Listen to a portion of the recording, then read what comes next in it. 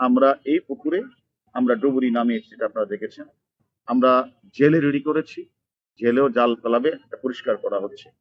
আরেকটি পুকুরও আমরা গড়ে রেখেছি। সবকিছু মিলে আমি মনে করি সাক্ষ্য আইনের যে 27 ধারার যে একটা বিষয়, যে পারিপার্শ্বিক সাক্ষ্য প্রমাণ, অর্থাৎ আমরা বাবু সাহেব অর্থাৎ কামাল আহমেদ বাবু বিজ্ঞ ম্যাজিস্ট্রেটের সামনে আদালতে যে 164 করে যে কথাটা বলেছেন, যে উনি এই যে আলামত 3টি মোবাইল ফেলে দিয়েছেন পুকুরে, সে মোবাইলটা উদ্ধার করতে পারলে আমি মনে করি মামলাটা আরো একটু পরিপক্ক হবে। এবং আরেকটি বিষয় হচ্ছে, আমাদেরও যে চেষ্টার ত্রুটি নেই, আমরাও যে আলামত উদ্ধার করার জন্য যে আপনারা যে আজকে এখানে এসেছি এবং আমাদেরকে বিশেষ করে জেলা পুলিশ সাহায্য সহযোগিতা করছে, আমি মনে করি আমরা আলামতটি পেলে হয়তো তদন্তে আরো কিছু আমাদের সহযোগিতা হবে।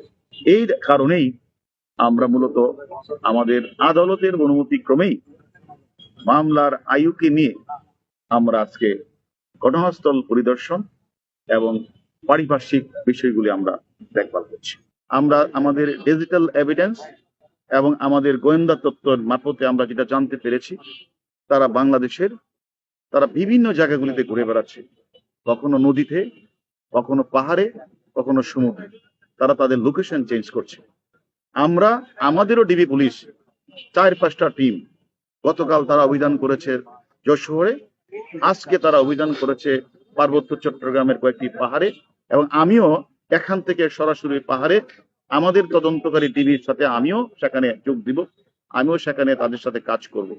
আমি মনে করি আমাদের তদন্তকারী টিম 4-5টা টিম বাংলাদেশের প্রত্যেকটি জায়গায় কিন্তু অভিযান পরিচালনা করছে। আমি মনে করি যেহেতু আমরা প্রধান সমন্বয়ক ঘাতক দলের আমানুল্লাহকে আমরা গ্রেপ্তার করেছি, জিহাদ আমরা অন্যান্যদের গ্রেপ্তার করতে পেরেছি, আমি মনে করি আমার দৃঢ় বিশ্বাস আপনাদের যে দোয়া থাকে আমাদের প্রতি, আমরা অবশ্যই মুস্তাফিজ এবং ফয়সালকে নদীতেই থাকুক আর সাগরেই থাকুক আর মাটির নিচে থাকুক, তাকে আমরা অবশ্যই গ্রেপ্তার করব।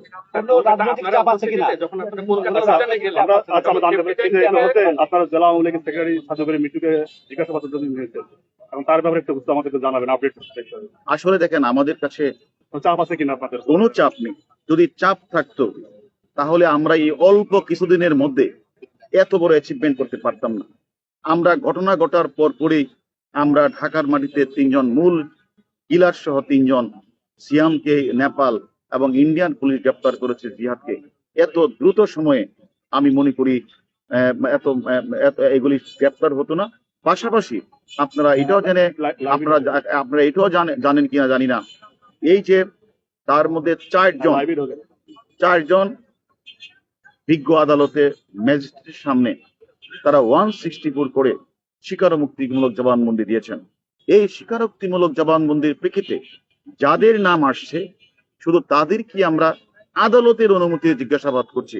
আপনাদেরকে একটা কথা পরিষ্কার বলতে চাই, আমরা অযথা, আমি আগেও বলেছি, আমরা অযথা কাউকে হয়রানি করব না, টাকাটাকি করব না। তবে এটাও আপনাদের কাছে বলতে চাই, এই ঘটনার সাথে যে সকল অপরাধীরা জড়িত, কেউ হত্যাকাণ্ডে অংশগ্রহণ করেছে, কেউ মাস্টার মাইন্ড ছিল, কেউ অর্থ দিয়ে সহায়তা করেছে, তথ্য গোপন করেছে, আলামত নষ্ট করার চেষ্টা করেছে, যদি আমাদের তদন্তে যদি এ ধরনের প্রমাণিত হয় যে যারা জড়িত কাউকে, তারা যদি দোষী প্রমাণিত হয়, তাদেরকে কাউকে ছাড় দেওয়া হবে না।